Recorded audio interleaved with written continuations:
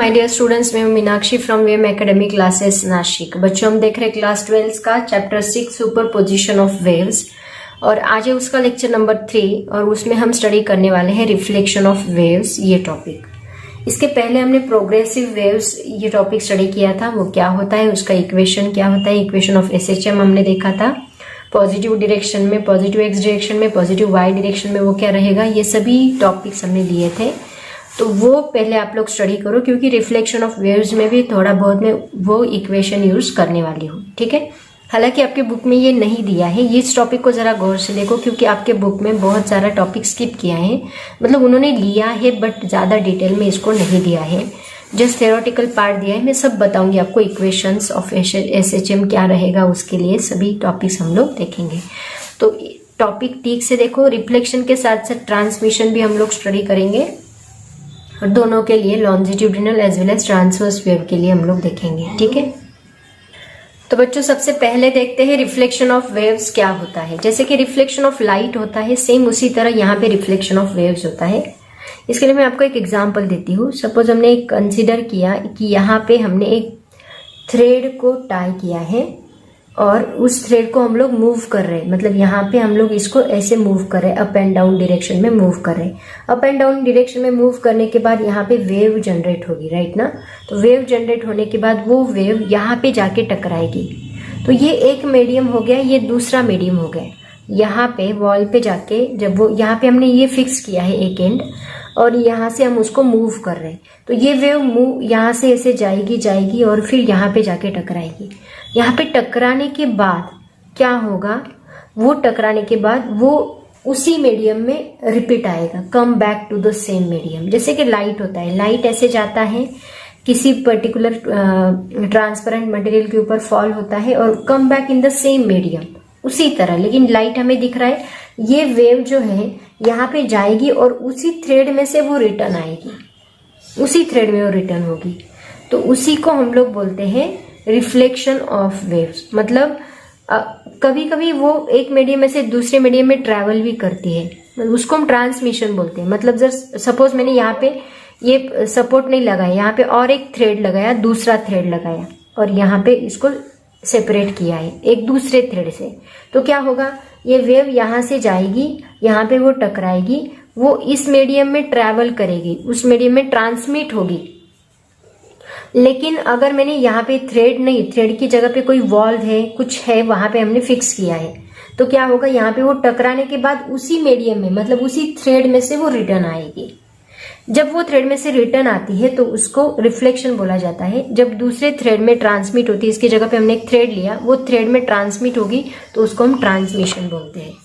मतलब यहाँ पे जब वेव एक प्रोग्रेसिव, ये कौन सी वेव है, प्रोग्रेसिव वेव। जब कोई प्रोग्रेसिव वेव एक मीडियम में से दूसरे मीडियम में ट्रेवल करती है, if it come back in the same medium then it is called as reflection, and if it is transmit in the another medium then it is called as refraction बोला जाता है उसको, right ना।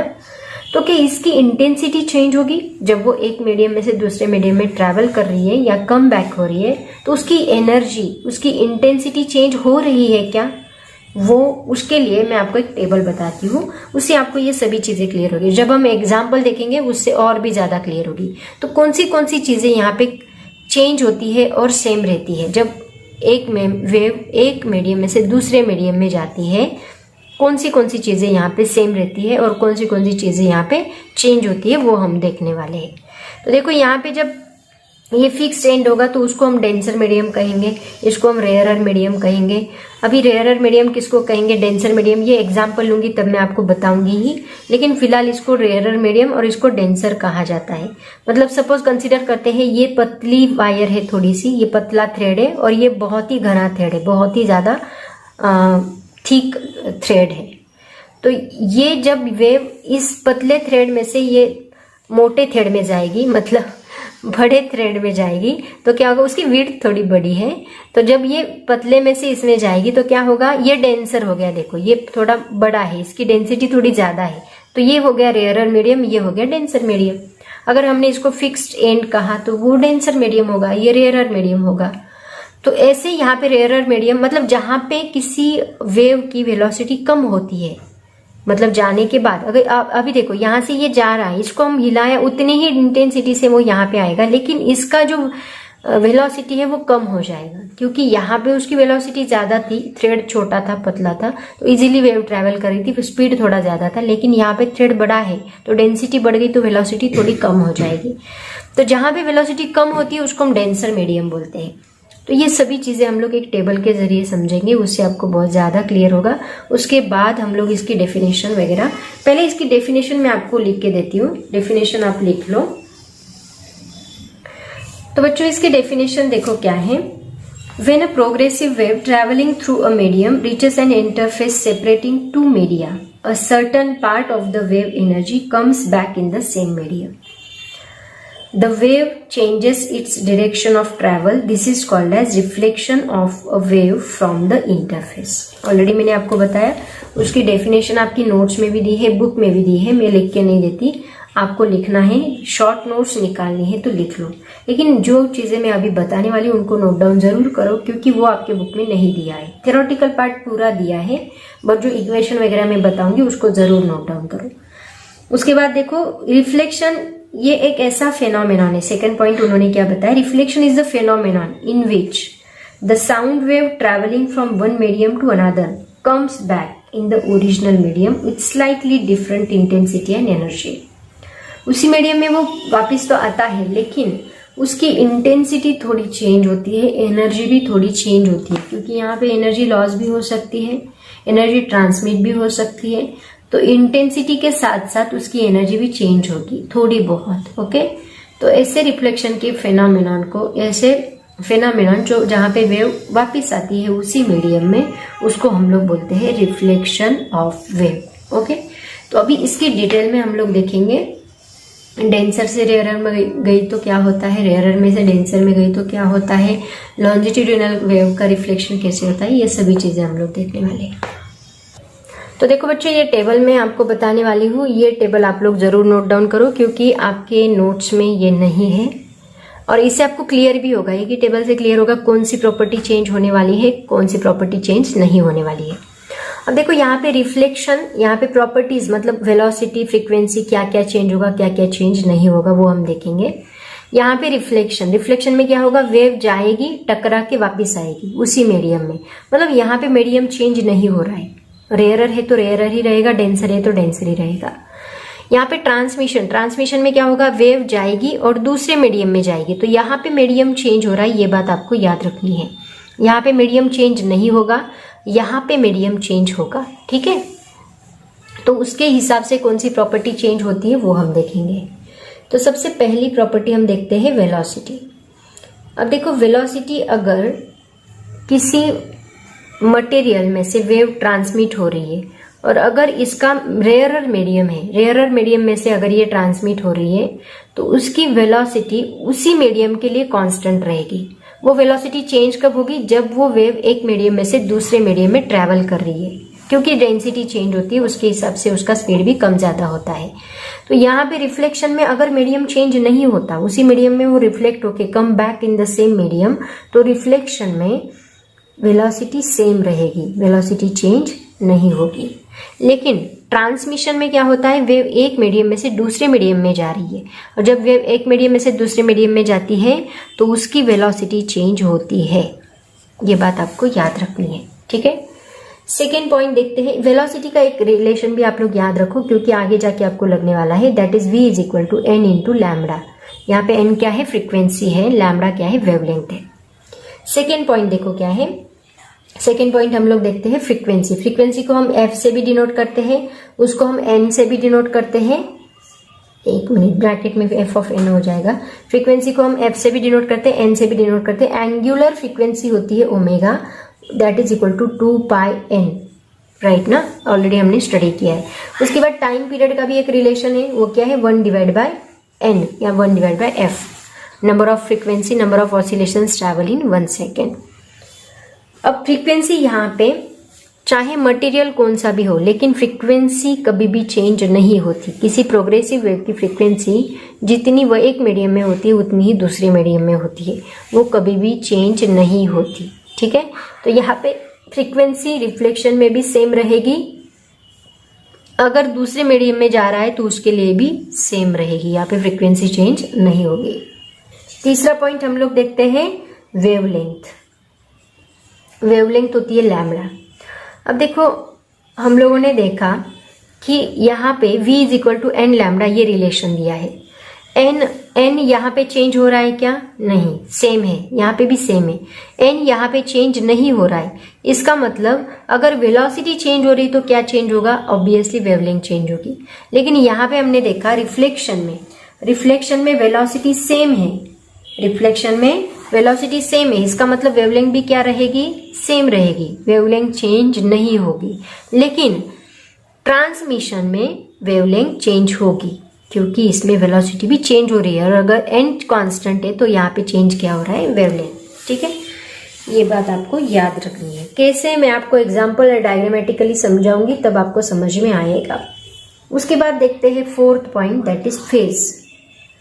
Phase difference हम बोलते हैं, phase that is denoted by phi, इसको phi से डिनोट किया जाता है। अब देखो यहाँ पे फेज अगर phase phi is equal to 0 होता है, फेज डिफरेंस 0 होता है कब? जब वेव कहां से कहां जा रही हो? Denser to rarer. एक मिनट, इस इधर लिखती हूँ। जब वेव डेंसर टू रेयरर जा रही है तो वहां पे फेज क्या रहेगा? 0। दोनों में फेज डिफरेंस नहीं रहेगा, मतलब दोनों वेव, अगर एक वेव यहाँ से स्टार्ट कर रही है तो आने वाली वेव भी यहाँ से ही स्टार्ट करेगी, मतलब दोनों में फेज डिफरेंस क्या है? 0। ये 0 से स्टार्ट हो रही है, ये भी 0 से स्टार्ट हो रही है, ये 90 से तो ये भी 90 से, ये 180 से तो ये भी 180 से, दोनों में फेज डिफरेंस नहीं है, फेज डिफरेंस क्या है? 0।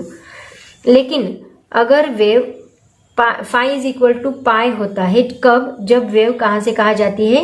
रेयरर में से डेंसर में जाती है, तो वेव फाई क्या होता है यहाँ पे? पाई, मतलब 180। मतलब क्या? एक वेव यहाँ से जाएगी और जब वो रिफ्लेक्ट होके आएगी, कम बैक मतलब वापिस रिफ्लेक्शन होगा उसका, तो आने के बाद जब इसका क्रेस्ट रहेगा तब इसका क्या रहेगा? ट्रफ। ये बात याद रखो, आगे एग्जाम्पल के वक्त में पूछूंगी आपको, अभी फिलहाल तो बस नोट डाउन कर लो, बाद में बराबर समझ में आएगा।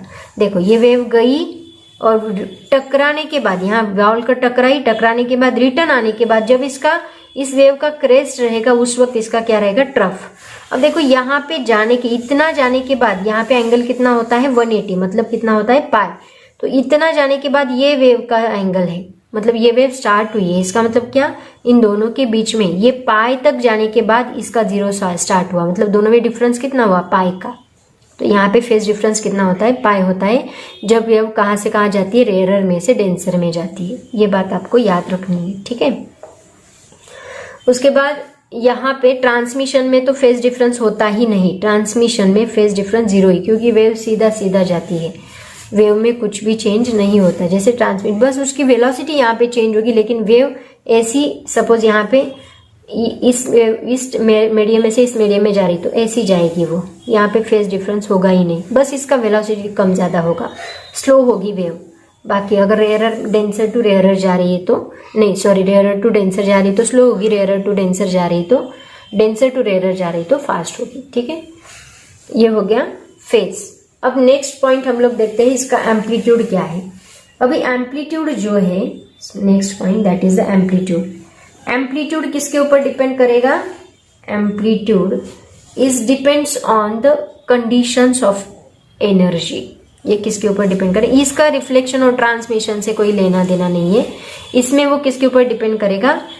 एनर्जी के ऊपर डिपेंड करेगा, मतलब चाहे वो रिफ्लेक्शन हो चाहे वो ट्रांसमिशन हो, लेकिन एनर्जी की जो कंडीशन रहेगी उसके हिसाब से इसका एम्पलीट्यूड कम ज्यादा होगा, क्योंकि एम्पलीट्यूड का फॉर्मूला क्या होता है? Intensity is directly proportional to amplitude square. It depends on the intensity, that is nothing but the energy, so it depends on the energy. इससे रिफ्लेक्शन और ट्रांसमिशन से कुछ लेना देना नहीं है, लेकिन यहाँ पे ये जरूर चेंज हो, वेवलेंथ चेंज हो रही है, मतलब क्या चेंज हो रहा है? के भी चेंज हो रहा है, क्योंकि के इज इक्वल टू क्या होता है? 2 पाई बाय लैम्बडा, तो यहाँ पे के भी चेंज हो रहा है, ऐसे उसका मीनिंग है। ये भी याद रखो, वेव नंबर, ठीक है। तो ये सभी बातें आप लोग नोट डाउन कर लो, उसके बाद मैं आपको इसका डिटेल में पढ़ाती हूँ, ठीक है। ये टेबल आपके बुक में नहीं है, इसको जरूर नोट डाउन करो। नेक्स्ट पॉइंट देखो क्या है बच्चों? Reflection of transverse wave from denser medium. देखो अभी एक एक पॉइंट, एक एक केस हम लोग देखेंगे इसमें।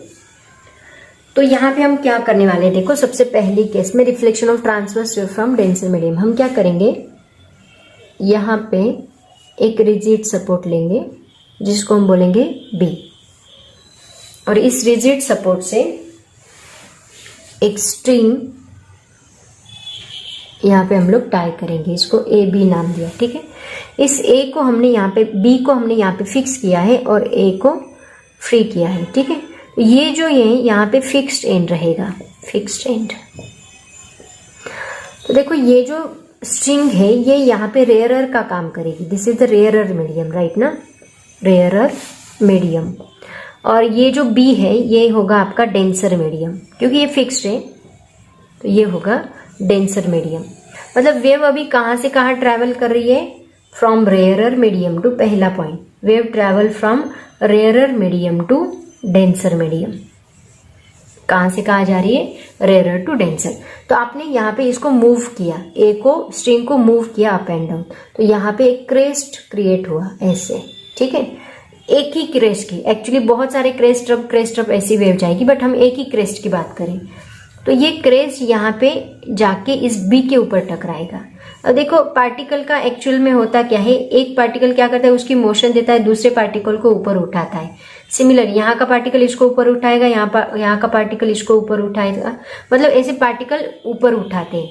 तो वैसे ये पार्टिकल ऊपर उठाते उठाते यहाँ बी तक आएगा, और वो क्या करेगा, बी को भी ऊपर उठाने का काम करेगा, ऊपर उठाने की कोशिश करेगा, और बी को ऊपर उठाने की कोशिश करेगा। लेकिन होगा क्या, बी कौन सी पोजीशन में, रेस्ट पोजीशन में, और वो डेंसर है, फिक्स्ड है, वो हिलता नहीं है। तो कंसीडर करते हैं ये बहुत बड़ा पार्टिकल है बी, और ये छोटा सा पार्टिकल यहाँ पे आया और उसको ऊपर उठाने की कोशिश कर रहा है, लेकिन इसको जाने के बाद, इसको टकराने के बाद वो खुद ही नीचे गिर जाएगा, क्योंकि ये बहुत बड़ा है और ये छोटा है। मतलब जैसे कि कोई बहुत बड़ा ट्रक है और उसको साइकिल जाके टकरा गई, साइकिल उस ट्रक को मूव करने की कोशिश कर रही है, बट साइकिल ही नीचे गिर गई, ऐसे उसका मीनिंग हुआ, राइट ना। तो सिमिलरली यहाँ पे वही हुआ, ये एक छोटा सा पार्टिकल इस बड़े बी के बड़े पार्टिकल को उठाने की कोशिश कर रहा है, बट खुद ही नीचे गिर गया। तो जब ये वेव यहाँ से यहाँ जाएगी तो उसकी वेलोसिटी थी v, राइट ना। यहाँ से गया और यहाँ से आने के बाद वो यहाँ पे इधर से आने के बाद वो उसका जो क्रेस्ट है वो क्या बन जाएगा, अभी ट्रफ बन जाएगा, क्योंकि यहाँ पे टकराने के बाद वो पार्टिकल खुद नीचे गिर गया। इसको ऊपर उठाने की कोशिश कर रहा था बट खुद ही नीचे गिर गया, और खुद नीचे गिरने की वजह से जहाँ पे क्रेस्ट था वहां पे वो क्या बन गया, ट्रफ बन गया। सिमिलरली इसका उल्टा ट्रफ में होगा, जहाँ पे ट्रफ होगा वहां पे क्रेस्ट होगा। तो फेज डिफरेंस कितना हुआ, यहाँ पे फेज डिफरेंस हुआ पाई, मतलब रेडियन का, बराबर ना। मैंने ऑलरेडी आपको टेबल में बताया फेज डिफरेंस कितना होगा। अगर आप ध्यान देके सुनोगे तो आपके लिए कुछ भी डिफिकल्ट नहीं है। तो यहाँ फेज डिफरेंस कितना होगा, पाई जितना फेज डिफरेंस होगा। अब देखते हैं कि यहाँ पे एम्पलीट्यूड इसका कितना है, दैट इज ए। तो इसका भी एम्पलीट्यूड चेंज नहीं हुआ, एम्पलीट्यूड ए ही है। लेकिन देखो जहाँ पे प्लस ए एम्पलीट्यूड है वहां पे क्या बन गया, ये माइनस ए बन गया। तो ये हो गई इंसिडेंट वेव और ये हो गई रिफ्लेक्टेड वेव। तो इंसिडेंट वेव के लिए इक्वेशन क्या बनेगा, बोलो, इक्वेशन फॉर इंसिडेंट वेव। ये आपके बुक में नहीं है, इसको भी आप नोट डाउन करोगे, इक्वेशन फॉर इंसिडेंट वेव। तो इंसिडेंट वेव कहां से कहां जा रही है, देखो पॉजिटिव एक्स डायरेक्शन में जा रही है।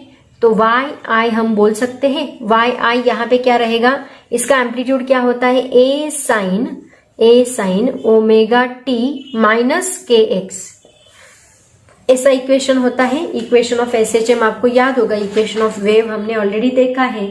इक्वेशन ऑफ वेव क्या है, that is a sine omega T minus के एक्स। इसमें हो सकता है के एक्स इस साइड, ओमेगा टी इस साइड, बट फिलहाल ये इक्वेशन आप लोग याद रखोगे, that is omega. Negative positive direction के लिए क्या साइन होता है, माइनस साइन होता है, एंड निगेटिव डायरेक्शन के लिए कौन सा साइन होता है, प्लस साइन होता है।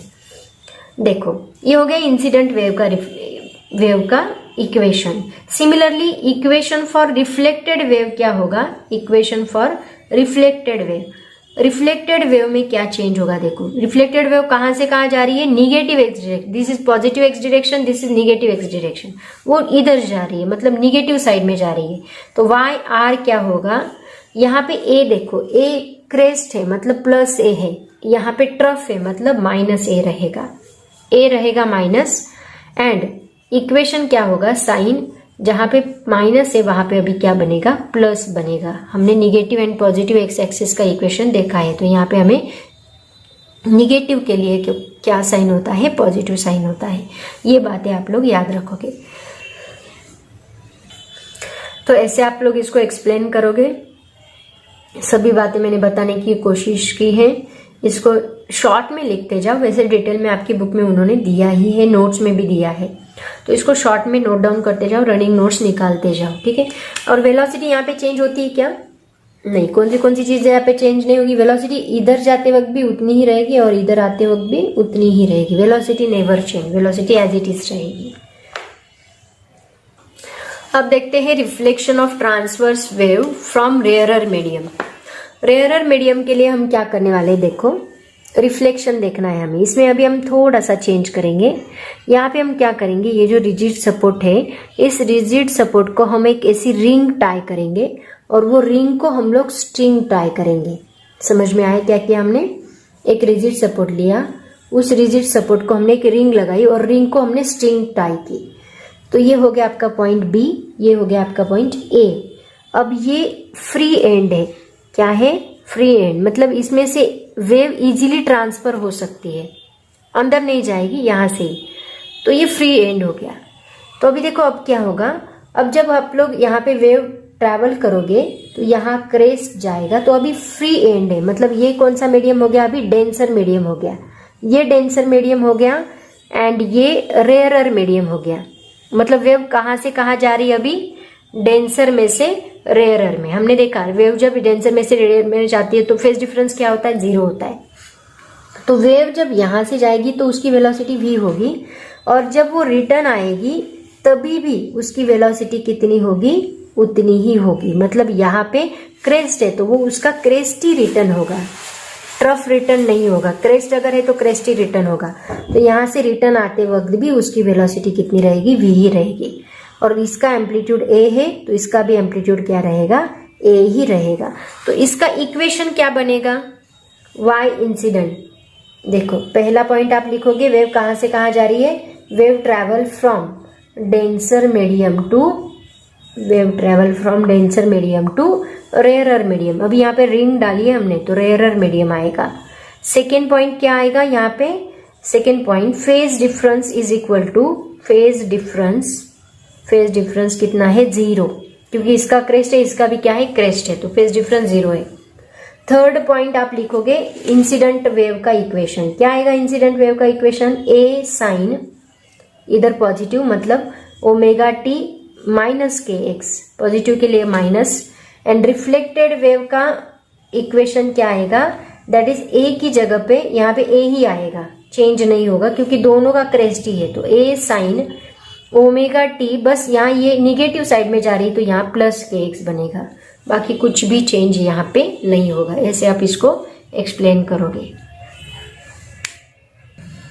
तो बच्चों इसी के ऊपर एक क्वेश्चन सॉल्व करते हैं। क्वेश्चन नोट डाउन कर लो, आपके नोट्स में नहीं है। Y I equation of incident wave उन्होंने दिया है। एक वेव ट्रैवल कर रही है, 2 sin 4x minus 8t is reflected at x is equal to 0 from fixed and and free and. मतलब पहले वो फिक्स्ड एंड से ट्रैवल कर रही है, फिर फ्री एंड से रिफ्लेक्टेड हो रही है। तो इक्वेशन ऑफ रिफ्लेक्टेड वेव उन्होंने पूछा है। देखो एग्जांपल देके बताती हूँ। पहला हम लोग कंसिडर करते हैं फिक्स्ड एंड, ठीक है। तो यहाँ से वेव ट्रैवल करेगी, ये फिक्स्ड एंड है, यहाँ पे हमने स्ट्रिंग टाई की और ये वेव ट्रैवल की। तो इसका इक्वेशन कितना हुआ, Y I is equal to 2 sin 4x minus 8t। Wave या ऐसी जा रही है, ठीक है। तो वेव जब ये यहाँ से वापिस आएगी तो इसका क्रेस्ट और ट्रफ क्या होगा, फिक्स्ड एंड है तो इसका जो क्रेस्ट है, फेज डिफरेंस कितना बनेगा इसमें, 180 का, मतलब ये उसका ट्रफ बनेगा, राइट ना। इसका मतलब रिफ्लेक्टेड वेव क्या होगी, इसके लिए रिफ्लेक्टेड वेव होगी -2, ये +2 है एम्पलीट्यूड, तो इसका भी क्या हो गया -2 साइन, यहाँ पे क्या बनेगा 4x का 4x ही रहेगा क्योंकि इसकी वेवलेंथ चेंज, फ्रीक्वेंसी चेंज नहीं होती है। वेवलेंथ भी चेंज नहीं होगी क्योंकि मीडियम सेम है, मैंने आपको बताया है। तो ये 8 का 8 ही रहेगा, के टी है ना, ओमेगा के एक्स माइनस ओमेगा टी, मतलब ओमेगा यहाँ पे चेंज नहीं होगा एंड के भी यहाँ पे चेंज नहीं होगा, ये भी -8 ही रहेगा। लेकिन ये वेव अभी इस डायरेक्शन में जा रही है, मतलब निगेटिव डायरेक्शन में जा रही है, तो ये माइनस का क्या बनेगा, प्लस बनेगा। बाकी सभी चीजें यहाँ पे सेम रहेगी। ऑलरेडी मैंने आपको बताया इक्वेशन। ये हो गया फिक्स्ड एंड का। अब लेते हैं फ्री एंड का। फ्री एंड के लिए क्या होगा, देखो फ्री एंड का आपको पता है, मैंने आपको बताया यहाँ पे हमने क्या अभी लगाई, रिंग लगाई, और रिंग को हमने वेव ट्रैवल की। तो वेव जब यहाँ से ट्रैवल होगी तो इसमें फेज डिफरेंस क्या होता है, 0 होता है। तो इसका इक्वेशन भी सेम है। क्या इक्वेशन है, yi = 2 sin 4x - 8t, वही इक्वेशन आएगा। वेलोसिटी v है। अब रिंग में से ये वेव जब वापिस आएगी तो इसका भी क्रेस्ट ही होगा। जब इसका क्रेस्ट, क्योंकि इसमें फेज डिफरेंस होता ही नहीं है, 0 होता है, तो इसका भी क्रेस्ट ही रहेगा। तो अभी yr = हमें क्या मिलेगा, yr रिफ्लेक्टेड वेव का इक्वेशन क्या मिलेगा, ये +2 है तो ये भी क्या होगा, +2 ही होगा क्योंकि क्रेस्ट ही है। तो ये 2 sin 4x, लेकिन ये अभी निगेटिव साइड में जा रही, तो ये +8t बनेगा। यहाँ पे पहले माइनस था, अभी क्या हुआ, प्लस हुआ। ठीक है, यही दोनों में डिफरेंस रहेगा। बस उन्होंने यही पूछा है रिफ्लेक्टेड वेव का इक्वेशन क्या रहेगा। That's it. बहुत ही सिंपल न्यूमेरिकल था, ऐसे हम लोग इसको सॉल्व करेंगे। तो बच्चों आज हम यही रुकते हैं। अभी मैंने बस रिफ्लेक्शन लिया है, मुझे अभी ट्रांसमिशन भी लेना है, लॉन्जिट्यूडिनल वेव्स का रिफ्लेक्शन भी लेना है। तो इसका और एक लेक्चर बनेगा, उससे रिलेटेड और एक न्यूमेरिकल हम लेंगे। उसके बाद हम लोग नेक्स्ट टॉपिक स्टार्ट करेंगे। तो आज मैं यहीं पे स्टॉप करती हूँ। पढ़ाई करते रहो। Thank you so much and bye bye.